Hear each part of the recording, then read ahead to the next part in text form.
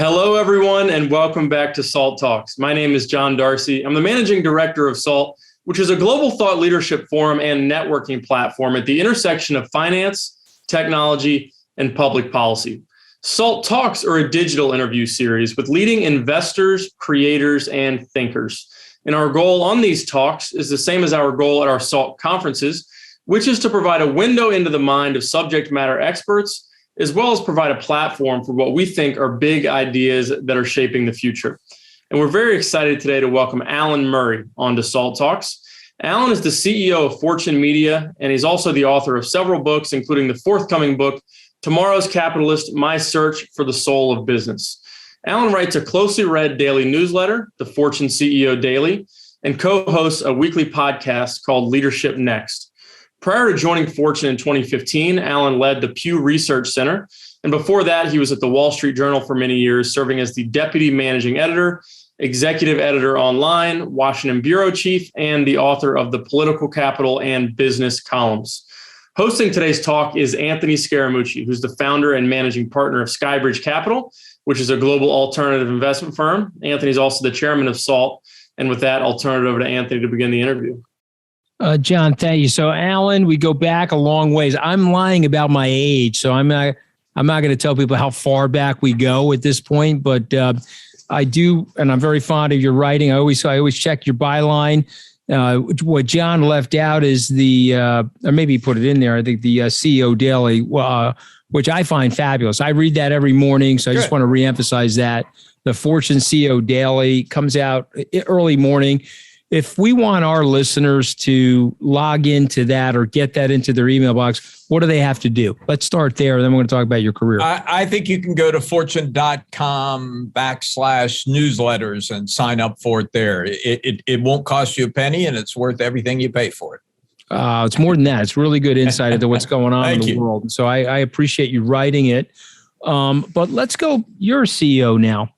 But I want to go back.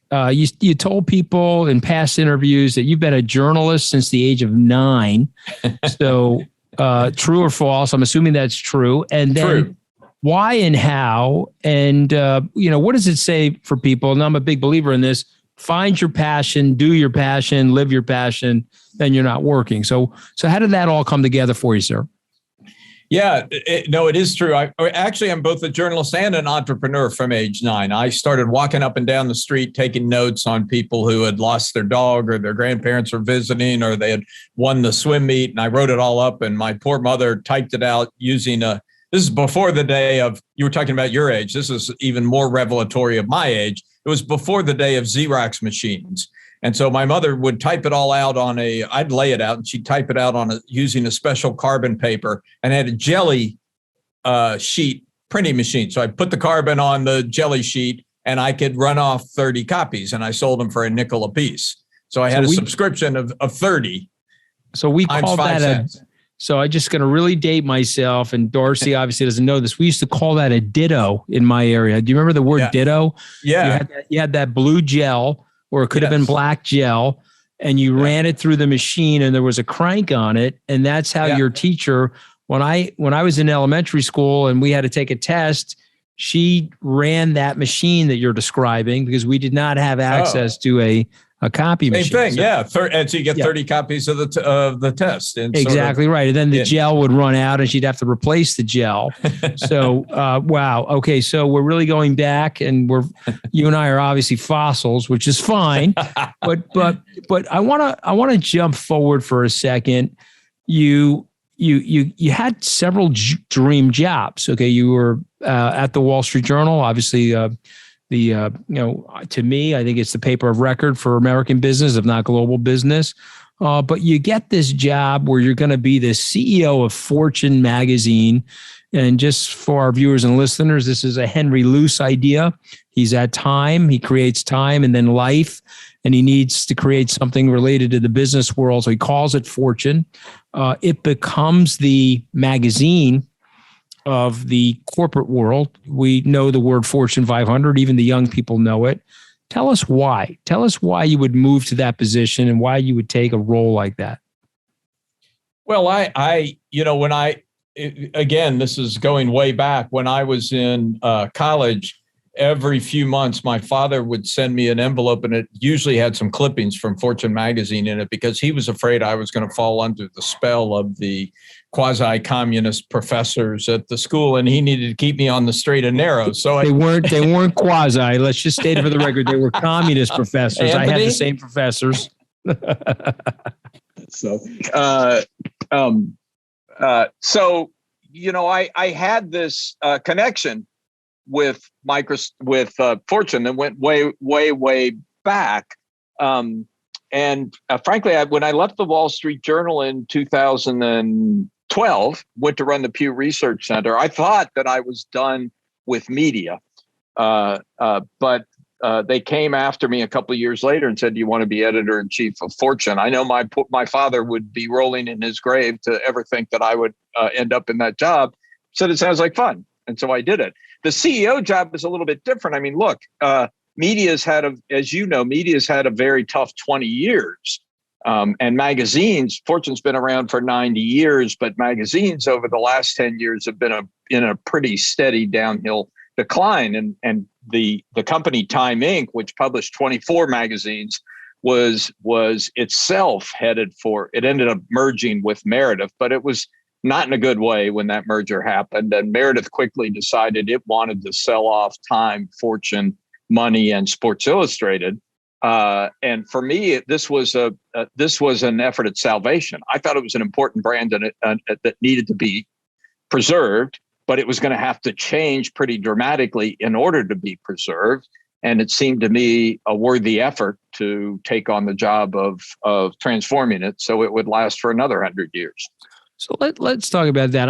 A couple of years back, I visited your office, and you had storyboards in a conference room. I'll never forget this.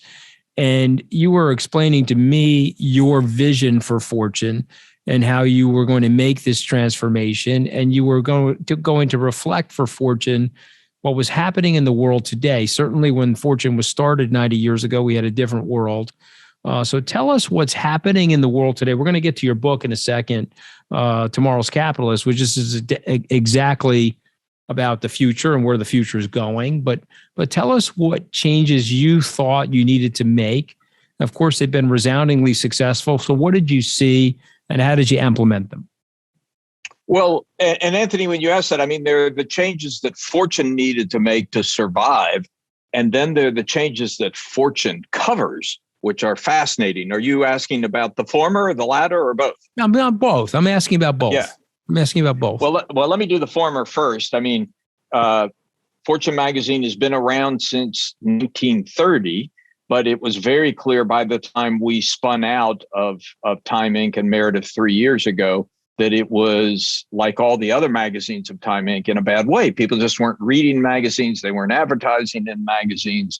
Fortune had a bit of a lifeline because, as you know, we had developed a very robust executive conference business. We had the Fortune Global Forum, the most powerful women's summit, Brainstorm Tech. So we had a profitable side business, but it wasn't enough.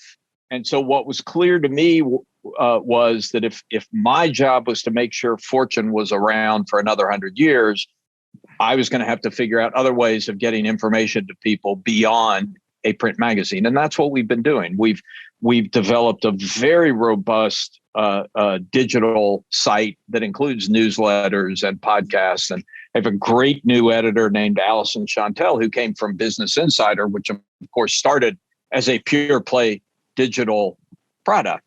And that's become, bigger than the print magazine, certainly in terms of readership, and now bigger than the print magazine in terms of revenue as well. Then we, during the pandemic, launched a extension of our conference business for next generation CEOs. We call it Fortune Connect. It's a virtual platform where executives who have a shot at being in the C-suite 10 years from now have an opportunity to network with other people in similar positions in different industries and learn from, we have CEOs who come in and talk to them about what they've learned. We'll program virtual events at least once a week. Have about 1,000 people on that platform, about 50 good companies who are partnering with us in that. So that's been an exciting extension of what we're doing. we see our mission as helping make business better. And we do that through our journalism, but we also do that through our events. And we do that through things like Fortune Connect, our new learning platform for executives. Fortune the cover of Fortune magazine. So I'm old enough to remember that the cover of Fortune magazine was the pinnacle of somebody's career. Like if you said, oh my God, I have made the cover of Fortune magazine. Do you think it holds that special place today that it once did?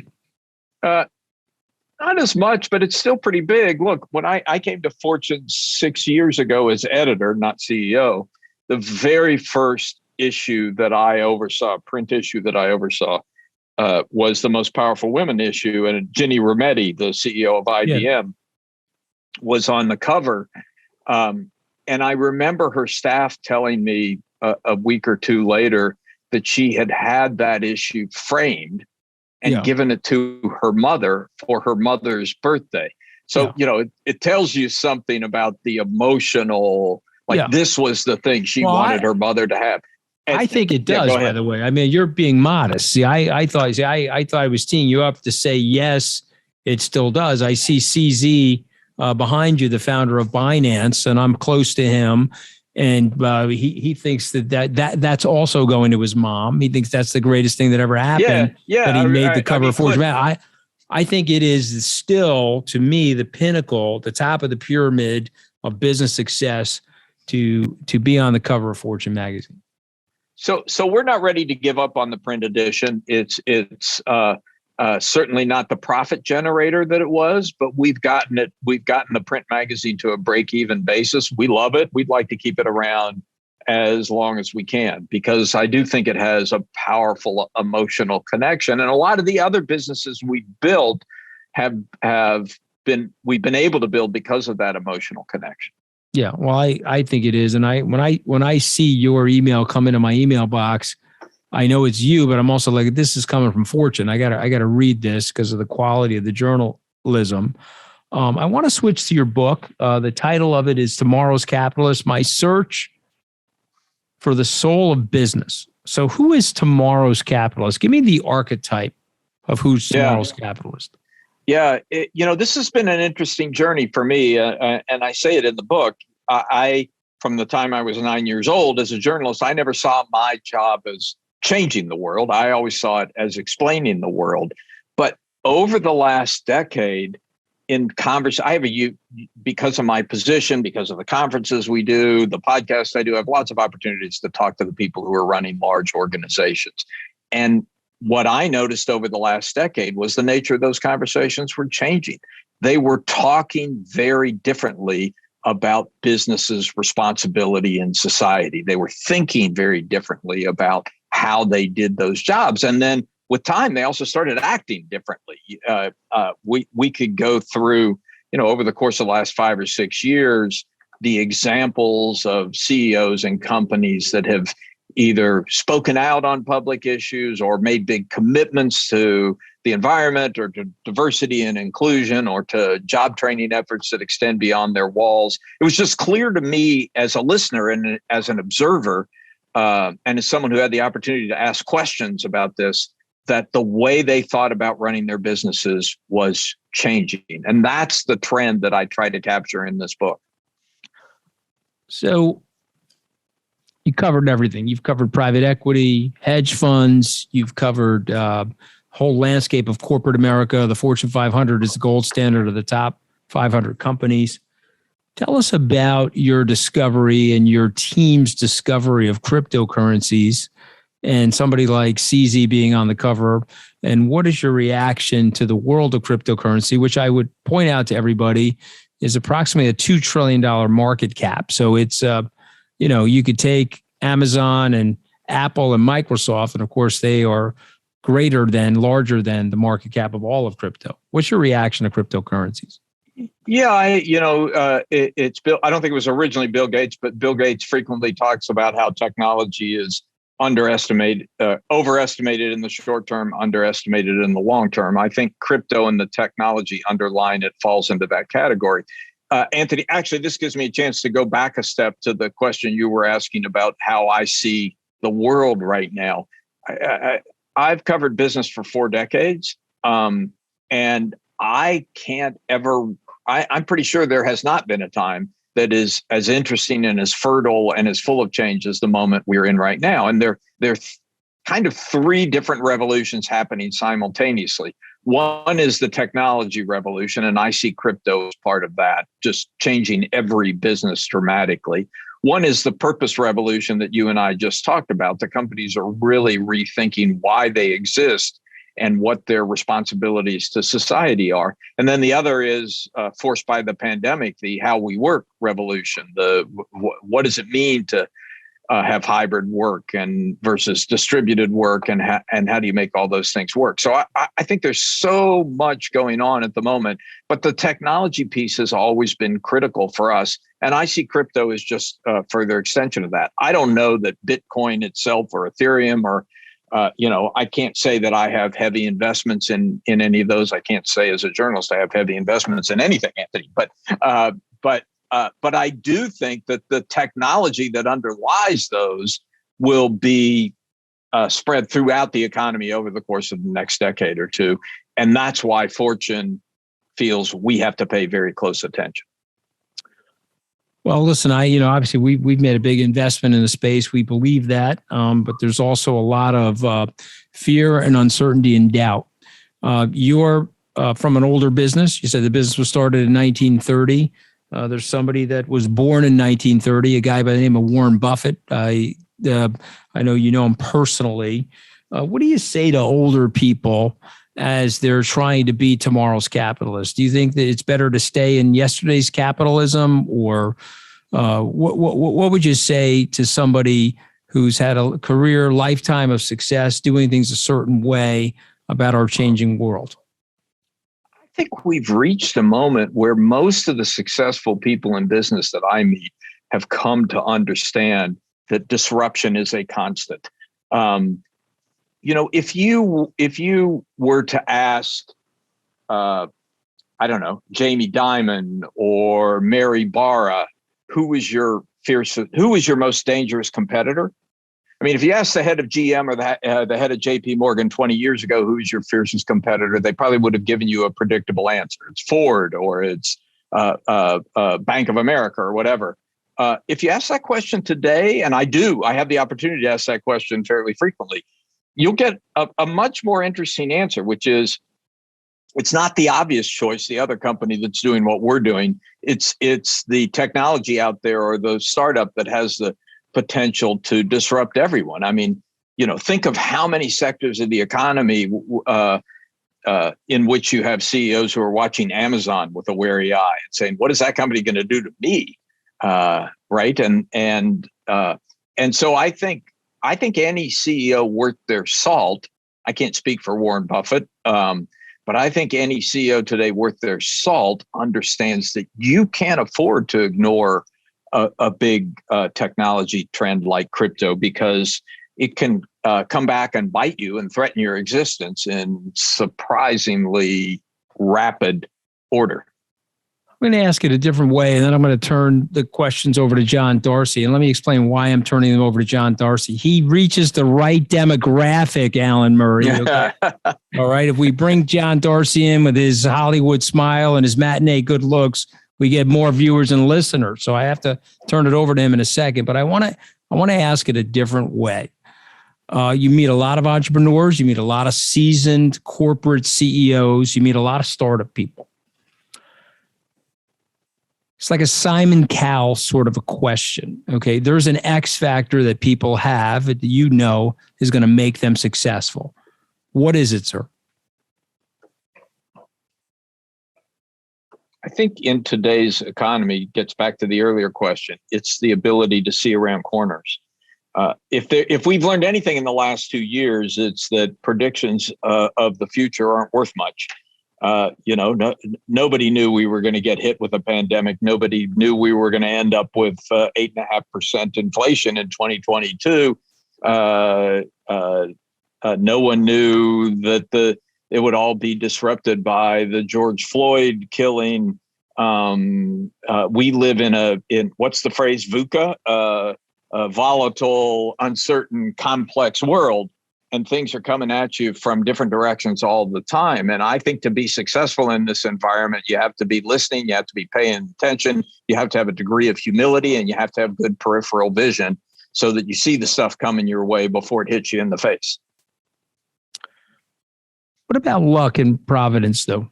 I mean, we both see that too, don't we? I mean, certain things break a certain way and someone ends up doing well, right? I mean, I'm always reminded of that. I mean, I really feel I've worked super hard, sir, but I feel like some of the stuff that's happened to me is providential. You know, I get a break when I need one, so to speak.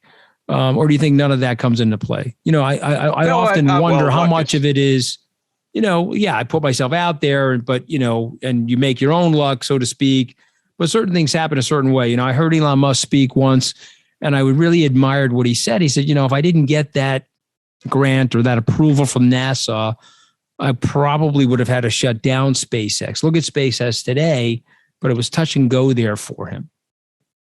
Luck is a big factor in life and a big factor in business. But, you know, tomorrow's capitalist is about companies that are doing what I'm trying to do with Fortune. It's like, how do we build a company that's going to be around 100 years?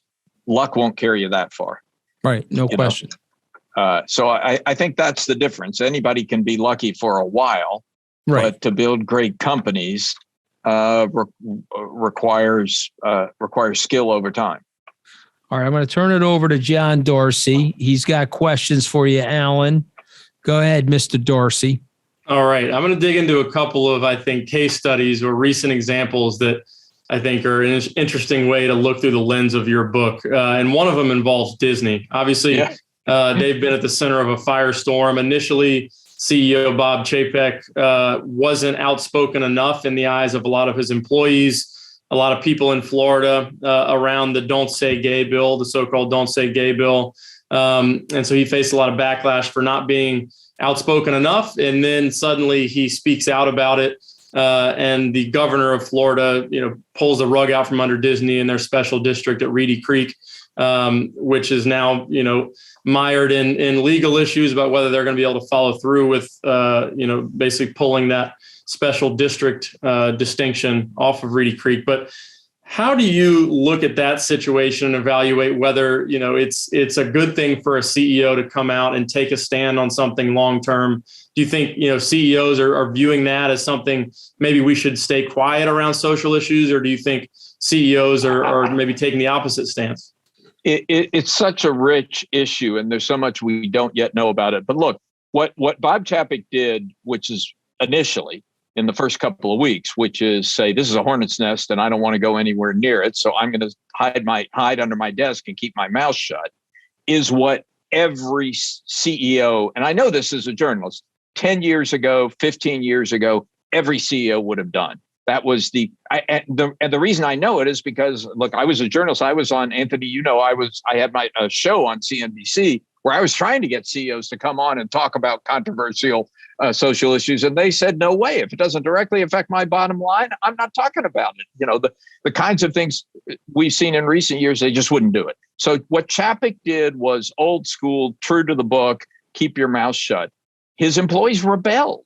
And you know, one of the underlying forces that I talk about in Tomorrow's Capitalist is employees just have way more power today than they did 50 years ago. Let me give you a fact, and I apologize, John, for doing a slightly academic lecture here. But if you look at the balance sheets of Fortune 500 companies, and you do the exercise 50 years ago in 1970, what you would see is that more than 80% of the value on the balance sheet was physical stuff. It was plant, it was equipment, it was oil in the ground, it was inventory on the shelves, all supported by financial capital. So it made sense that you paid most attention to the return on financial capital, because if you didn't have the stuff, you didn't have the power.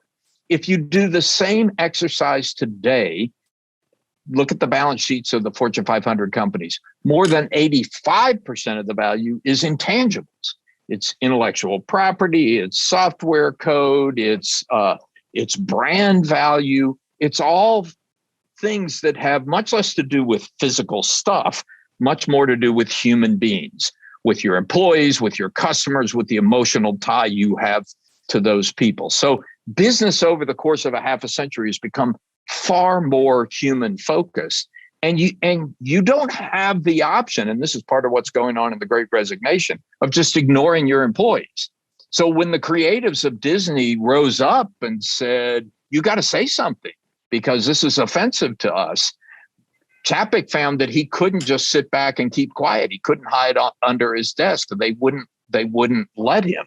Now, the flip side of that is the governor of Florida is also a pretty important stakeholder to Disney, and the legislature is too. And so when Chapek finally bowed to pressure from employees, he got, attacked by the governor and the legislature. And now he has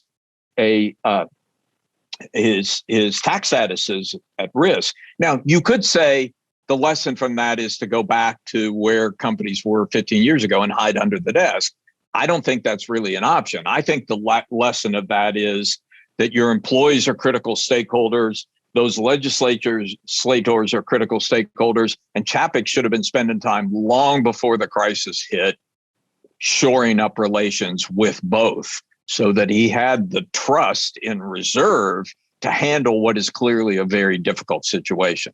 Right. So we'll see. I mean, ultimately, that's not my choice to judge. That's the Disney board's choice, but I'd be curious what you all think, but I would not be at all surprised if Bob Chapek is gone within the next year. Right. And most of the economic analysis around outcome believe that those costs are going to be passed on to Florida taxpayers. I mean, that's the astonishing thing about sort of, and I'm not trying to make this political, but Ron DeSantis in a lot of ways is imitating the guy he hopes to replace as the leader of the Republican Party, this heavy-handedness in a party that, previously considered itself limited government, small government, stay out of the way of business, be light touch in terms of how you deal with businesses. Now they're, holding, as part of these culture wars, they're holding things over corporations that don't do things culturally and socially the way they perceive them. Do you think that's going to be a trend whereby Republican leaders that are looking to, climb that mantle as the leader of their party are going to imitate Trump in sort of the heavy-handedness that he? Oh, yeah, I think business leaders. Look, one of the things driving this change among business is the fact that they've woken up, really starting around 2016, to discover themselves in a world where the political system has left them. On the one, 2016 was a really interesting year, right? That was the year of the Brexit vote, and every business leader in Europe is saying, holy crap, what just happened there? I mean, we told the people of the UK this was going to be bad for them, and they didn't believe us.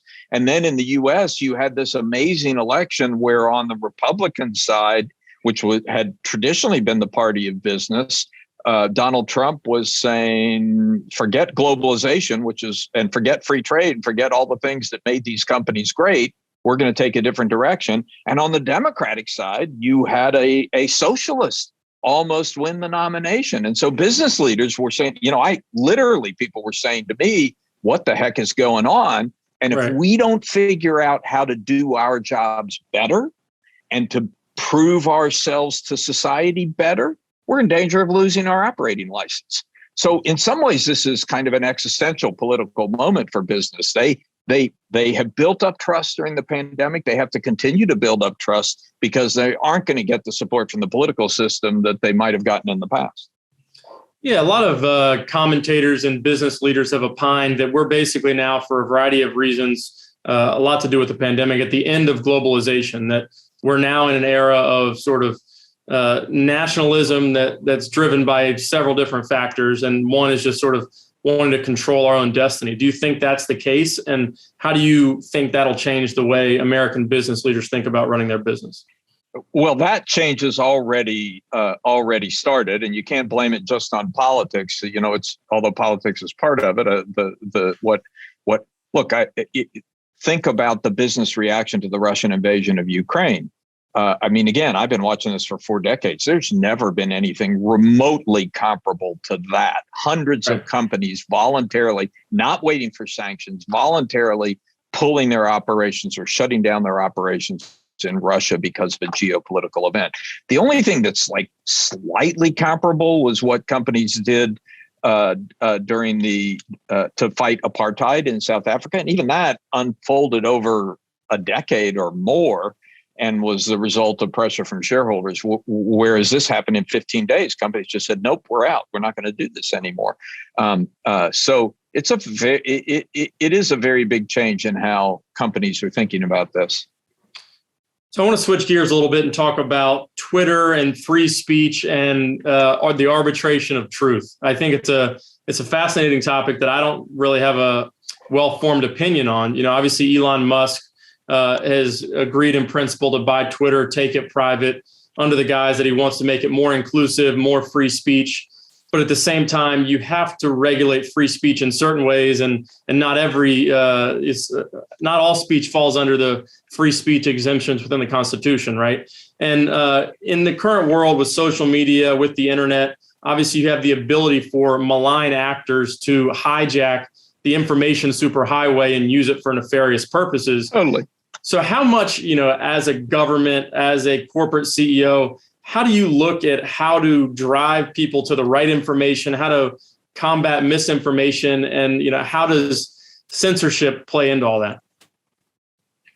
Yeah, look, we've already established I'm a lifelong journalist, and as a lifelong journalist, I have a commitment to free press, a strong commitment to free press, and I personally support organizations that defend free speech. But it was never my notion that free speech meant that I, as a newspaper editor, which I was earlier in my career, that I could put anything I wanted on my pages without any responsibility for whether it was accurate or damaging, or that I could just put any kind of crap out there that I wanted to and feel totally without responsibility for doing it.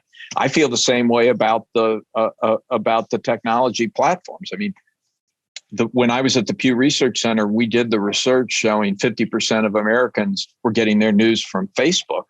And yet at that time, this was 2015, Facebook was saying, we don't have any responsibility for anything that crosses our platform. We're just a platform, right. We're just here. And that's outrageous to me as an editor who believes in free speech. But to say that you have no responsibility for the quality of information that your algorithms are pushing to your readers is just insane. So free speech, yeah, I'm all for it, but uncontrolled amplification of inaccurate and damaging information, no way. This was a policy mistake. The U.S. government passed a policy in the 1990s that basically said the platforms don't have to take responsibility for the information that comes across them. I think that was just a huge mistake. Of course, they have to take responsibility for it. Right. Where do you draw that line, though? Elon has basically said he understands the idea that you can't have terroristic threats, you can't have open hate speech on a platform like Twitter, but at the same time, you shouldn't be so hasty to determine, what's truth and what's not truth. You should allow different truths to enter the marketplace, the free marketplace of opinion, and allow people to make decisions for themselves. Where do you draw that line, and how do you do it? It's the devil's in the details. None of this stuff is easy, right?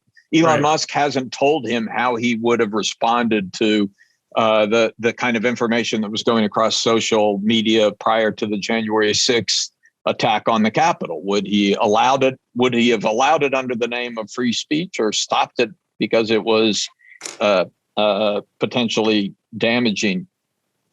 I don't know. Again, the devil's in the details. Sure, I'm a journalist. I'm for free speech, but I also believe that Twitter has a responsibility for the information it's passing off to people, and not just passing off; it's amplifying. Right. Remember that it's not just like this is an open square and anybody can post their pamphlet. It's like the pamphlets that are particularly juicy and provocative, we amplify. So one issue that's brought up about the free flow of information and journalism is the accessibility of certain journalism, right? And there's the idea of an advertising-based model, paywalls and paid subscriptions to platforms. I think every platform wrestles with that, both in terms of their business model, as well as making sure they get their stories in the hands of as many people as possible. How did Fortune think about the push-pull between those models, and what do you think the long-term future of journalism is in a way that's healthy for the consumer, but also obviously from a commercial perspective? Well, we have both. right now on any given day, half, maybe more than half of our stories will be published in front of the paywall and the rest will be published behind the paywall. So we're doing both. Right. I personally believe that if you want reliable information, you're going to have to pay for it. And I know it would be better if good information could be free, but it's not. Good information means you have to hire disinterested people who will take the time and the legwork to really find out what's going on and not be biased or have their reporting colored by some other side gig they have because they have to make a living. So good information is like good coffee. You have to pay for it, and people need to get used to that. I think that's inevitable. The unfortunate thing is that it means not everybody will have access to it, but I don't think there's any way around the inevitability of it. The problem is the whole advertising model. It kind of made sense in a world. I mean, you go back to when I started in journalism. If you wanted to, this is a horrible way to do it, Anthony. I'm going to be citing my age again, but I think of Leave It to Beaver, and I don't know if you ever watched Leave It to Beaver.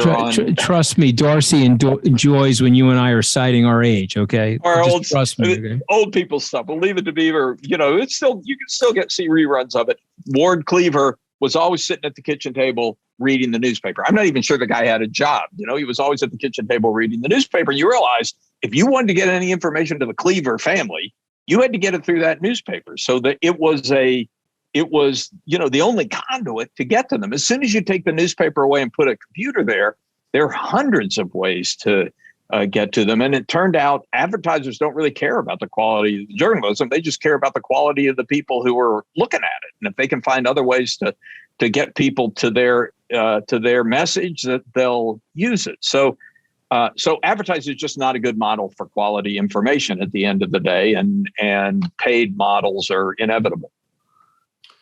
So switching gears a little bit again, we have a robust conference and events business at SALT. Obviously, Fortune, as we talked about earlier, has a robust events business, and you built community around your in-person events. Obviously, during the pandemic, we all had to adjust to sort of a new normal. But what have you observed as we sort of make our way out of the pandemic, or at least the main part of the pandemic when we were all unvaccinated and having to socially distance fully from each other? But what's been your observation in terms of the appetite of people to get back to in-person work, to get back to in-person events? And how do you think the world has permanently changed around, social interaction in the framework of your events? Well, let me separate events and work. Okay. Yep. My experience in events, we had 4 live events, executive events last year. We've got, I'm going to one next week. You guys have your events. I suspect your experience is the same as ours. People are dying to get back together. I mean, human beings are social animals. They love it. There's just something about Zoom doesn't convey the full sensory experience of people interacting with each other in a room. It's just and there's all this pent up energy that gets unleashed. There's a magic about it. I mean, the conferences we did at the end of last year, you couldn't get people out of the dining hall so that the crews could clean up because they were so excited about being together in person for the first time in 2 years. So to me, it was just a confirmation of the social nature of human beings and our incredible need and desire and affinity for in-person interaction. Now, returning to work is a separate question. It's pretty clear as I walk around Manhattan and look at what's going on in the restaurants and then look at what's going on in the offices that the people of New York have returned to socializing, but only about 30% of them, or only about 30% of the time, are they returning to the offices. I think that's a permanent change. I mean, I talked to a lot of CEOs about that, and it's not just their desire to be in the office. It's the flexibility that gives them at home to deal with home situations. It's the ability, for me, it's the commute. I live in Connecticut. It takes me an hour and a half to get into the city. I used to do it 10 times a week, the beginning of every day and the end of every day. Now I've cut it back to 2 times a week. I come in Tuesday morning, spend the night in the city, and go back Wednesday night. It's a huge increase in quality of life. No one's going to take that back from me, and I think there are a lot of other people who feel the same way. So I just got off a phone call with 25 CEOs from different companies talking about exactly this topic, and no one quite knows the answer. Everybody's kind of feeling their way in the dark, but I don't know anybody who thinks we're going to go back to anything that remotely resembles what the world looked like before the pandemic, including, by the way, Jamie Dimon and David Solomon, who a year ago made some noises suggesting they wanted everybody back 5 days a week, but I don't think that's the way it's turned out. Right. No, well, you can clearly see that John Darcy is in his home office. Yeah, he's in Long Island. I'm here slogging away like you, Alan. All by yourself, I suspect. Yeah, I mean, there's like 3 other people in there. I put them in the background. They're paid people. I put them in the background so it didn't look vacant.